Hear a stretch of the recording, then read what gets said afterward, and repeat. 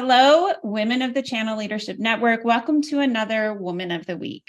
Today, I am very excited to introduce you to Kristi Kirby, SVP, Public Sector Solutions for TD Synnex. Welcome, Kristi.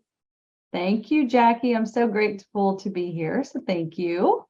Well, we're really excited to have you and be celebrating you this week. Let's start off with the icebreaker questions. Where do you live and where did you grow up, if that's somewhere different? Yeah, so I currently live in Tampa, Florida. Where we have nice warm weather most of the time, a little bit of rain here and there, but nice warm weather most of the time and a lot of sunshine, which is suitable for me. I actually grew up here as well. I wasn't born here. I was born in Detroit, but I've lived here the lion's share of my life, which is pretty rare for Floridians. So I love it here, though.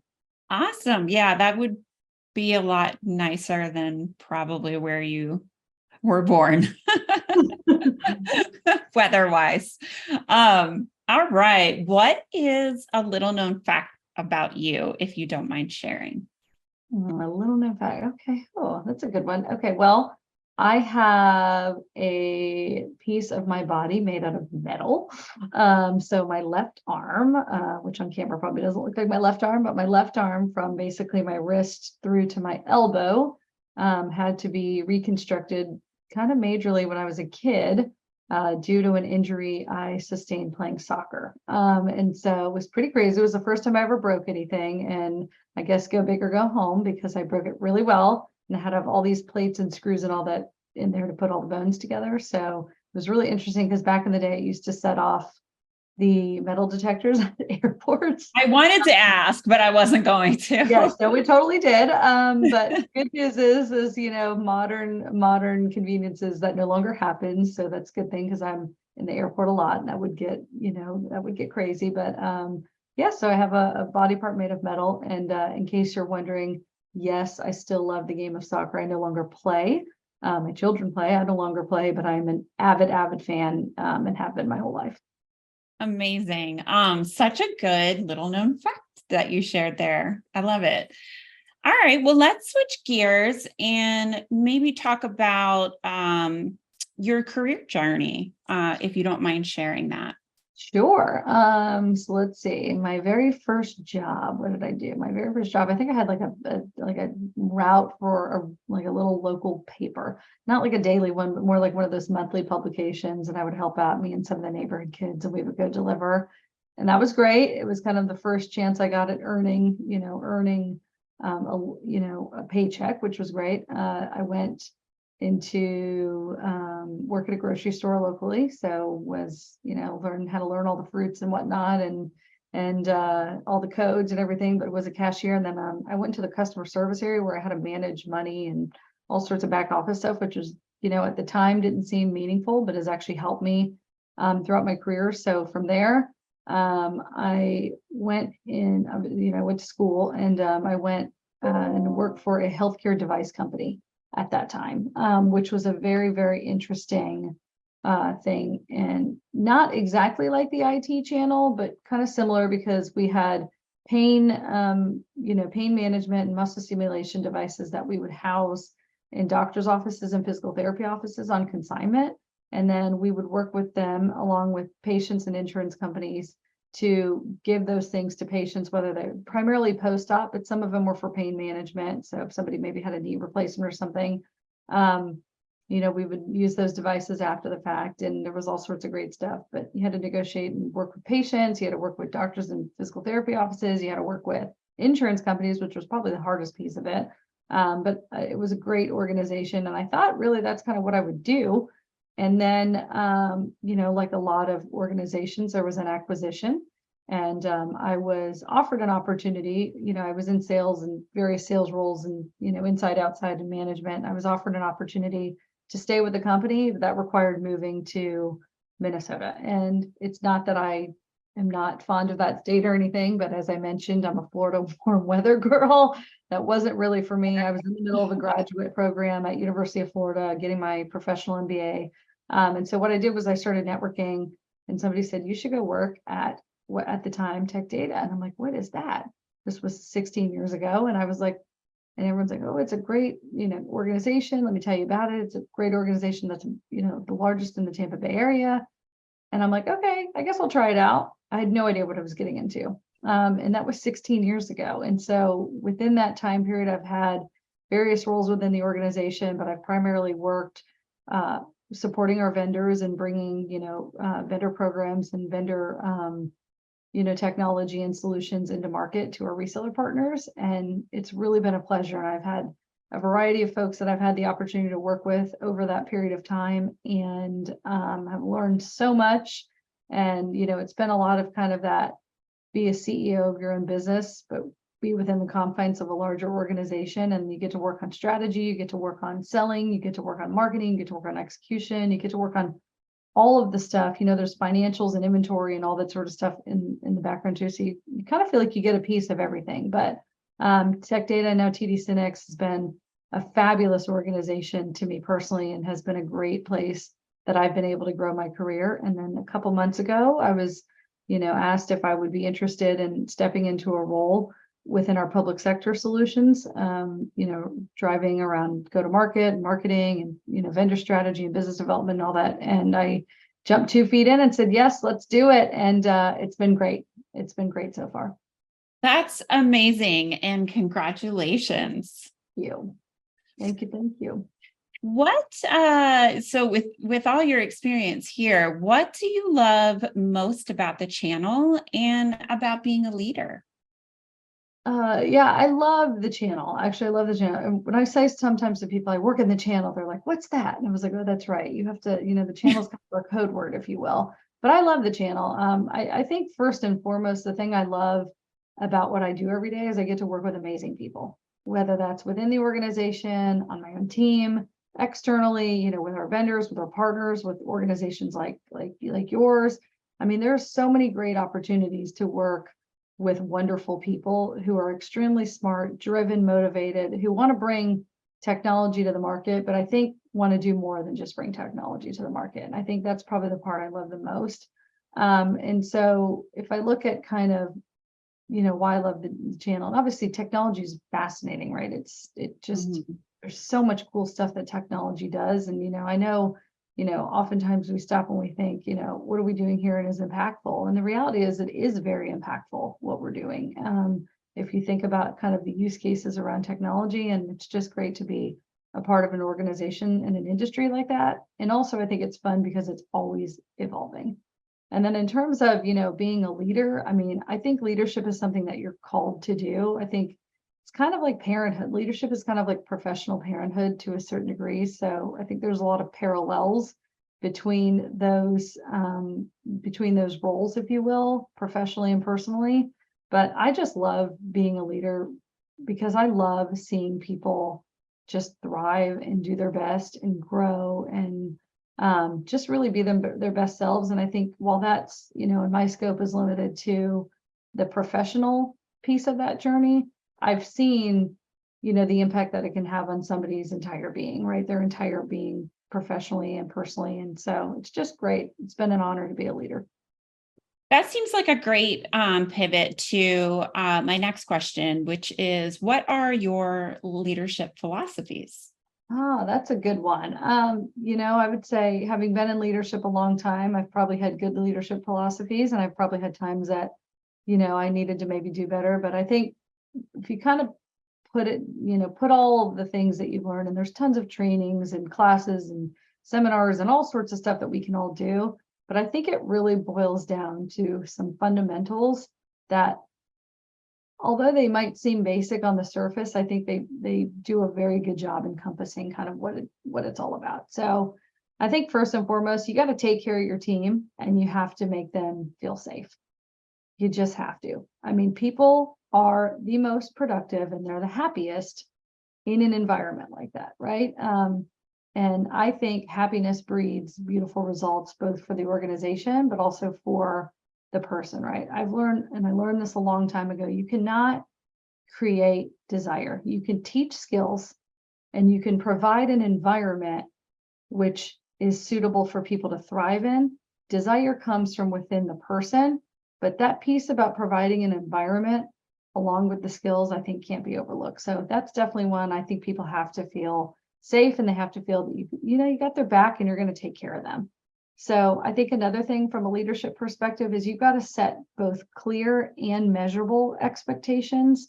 I think there's so much assumption sometimes around not even just leadership life, probably, right? So much assumption, if you will, that Yeah. you got to make sure that you set clear, measurable expectations. And I think that measurement has to be quantitative and qualitative both in nature, because I think you have to kind of have the total package, if you will, to be successful. And so I think you also have to regularly update people on how they're doing and be supportive of them on their performance. If somebody is finding out in an annual performance review how they're doing, that's not enough as an example, right? You got to talk to them regularly, have touch points with them regularly. So the other thing too is when you're setting expectations and you're updating people on their progress, everybody's got a day. Everybody's got a day, right? I mean, we are perfectly imperfect as humans. That's how we were designed. And so, knowing that everyone's got a day that they might be off, I think you got to look at the bigger picture, and you got to look at someone's complete journey when giving them a performance assessment, not just where they are today, but where do they want to go? And I think that you have to live by patterns when assessing people and performance and potential. So I kind of look at live by and measure by patterns, not instances. And you're going to get a far more complete picture of somebody, not just who they are today and then where they want to go. So from there, I would just say, with that being said, you have to give people updates on how they're doing. I definitely find that positive encouragement is the most effective form of leadership performance measurement. And I think probably the most underutilized. And it's not that you just sit and say, here is everything that's great, and that you don't ever give somebody constructive feedback. But I think giving people positive encouragement has to be used more regularly, because you're affirming the behavior you want to see versus, maybe making someone feel like they can't get it right or something. And I know for me personally, that's the style I respond the best to. And I think that that's probably the style that most people respond the best to, because human nature is we want a good job, or we want to do a good job, right? People don't wake up inherently. I think most people don't wake up every day and say, what I'm going to do today? I do not want to do a good job, and I do not want to be effective today. Like, that just is not human nature. So I think you can utilize positive encouragement a lot. And, I see you smiling. And so I think that that's probably resonating. 100%. For sure. I also think too, being in leadership means you're a leader to everyone. And so I think that doesn't mean that you go get in everybody's kitchen and tell everybody how to do everything, right? But you got to be a leader that has responsibility for everyone, not just yourself or your team, but you got to look at the bigger picture along at looking at your team, right? You got to think about the sustainability of the overall organization as much as you think about the sustainability of your team in it, because the organization as a whole has to thrive first. And that's not because we don't love the people in it. The people, of course, are the thing that makes it thrive, but there's got to be a plan beyond just the team that you have, right? So the other thing too is I don't think leadership is reserved for your own team, because I think people respond to a variety of styles, and as humans, we're all different. And so I think great leadership is infectious, and I think eyes are on us at all times as leaders. And I think that it's important that we remember that. And I think, the benefit to leaders to work so hard on those skills is it's not just a professional skill. Leadership is a life skill, 100%. I couldn't agree more. Yeah. You're right. I was smiling because it all resonates. I'm going to leave it at that and move forward, because I got 2 questions I want to ask you before we run out of time. More? Can I give you one more little thing about leadership too that I think is so important? It's small, but sure. It's definitely a privilege and a responsibility to be a leader. It's not a right. And I think people have to remember that. So, and I just think that all leaders every day, I know it can be a lot, right? It can be a lot to have a lot of responsibility, but I think we should cherish it because it's important. I agree with you 100%. Why is the balance of head and heart a key piece of how you live your life? Oh, this might be the favorite thing that you've asked me. And this one resonates with me because this is something I not only live my life by, but it's a big core philosophy to how I parent as well. And so that always hits home, right? It hits your heart. And so the reason I think balance of head and heart is so important is I think we as humans fundamentally are wired to favor either head or heart more naturally, right? Some people, and if you do a million personality tests and designs and things and self-assessments and things about yourself, there's always a fundamental of this at the core. And so knowing that, and knowing that we are naturally all wired one way or another, meaning we think first with our heart or our emotions, or we think first with our brain or logic. I think the reality is the environment of which we interact with, which is people from all walks of life and all viewpoints and all that, is you got to have a balance on those things. And I think the most balanced people in head and heart are often the most successful. So when we talk about head and heart, as an example, in my house, we talk about, we'll start with maybe somebody's natural response to something is to be more emotionally based. Like, maybe they're feeling anxiety or overwhelmed or whatever the case may be, right? Mhm. Well, that's natural. That's something that's an emotion that you're going to feel. The way you balance that is not by saying, don't feel those things. The worst thing you can do to somebody that feels something is tell them not to feel that way. That's just like, because then they just feel like, okay, this is how I'm feeling and I'm wrong. So that just exacerbates the feelings, right? You can just think of just the disaster that can go down and the cycle that can go in. I think that when you talk about how to maybe balance that, that's when you got to kick your brain into overdrive, meaning, if I'm feeling overwhelmed but doing this one thing, well, I've done it before and I was successful. Lots of other people do it and they seem to be successful. I'm usually successful at things because I have a good system where I prepare and I assess expectations ahead of time. And, I know that I give it my best try no matter what. So if you kind of start building those things in, saying, here's what I know from my head to be true, your heart will find that although, yeah, it still is passionate and there's that caring, that you can balance those two things out. And the thing is, you don't want to shut either your heart or your head off, because you want your heart to bring that passion and that compassion and those emotions and those human elements to things. But you also want your head to bring, logic and balance and reason and all of that to those two things. Same thing if you were to converse it, I'm talking somebody who's heartstrong, right? First, same thing, headstrong. Sometimes people, you'll meet them, right? They can be extremely headstrong, but sometimes people are like, my gosh, yeah, they seem very smart, but I'm not so sure. They don't seem so compassionate or a little bit tough to read and so although they might be right, the ability to connect with people is not necessarily there. So conversely, right? Someone that comes in with logic, I know this to be true, I know this to be real, I know, okay, but people are at different paces of their journey. So you've got to tap into that heart. You've got to be a little bit more relatable to people, or try to figure out where they're at and try to figure out how to bring them along versus just assume everyone's on the same wavelength as you. And I think that's where amping up that heart component and balancing that head component a little bit, is a little different. So if you kind of look at the two, think of that scale, the visual, right? That scale, head on one side, heart on the other, and make sure that the weights are equally distributed. So that's all about head and heart for me. I love it. All right. We definitely went over, but I want you to have an opportunity to share your motto with all of our community members. Oh, yeah, that one's pretty simple for me. It's pretty black and white, if you will. I think ultimately, right, we should leave this world a better place than when we found it. I think it's simple, understated, but so impactful. So that's how I live my life. I'm so glad that I asked you that, and what a perfect way for us to close out. Thank you again for allowing us to celebrate you as our Woman of the Week and sharing a little insight and some tips for our community members. Thanks, Jackie. I appreciated it. I love that you all do this, and I'm a huge supporter. So thank you so very much for having me. My pleasure. All right. Until next time, community members, happy Wednesday.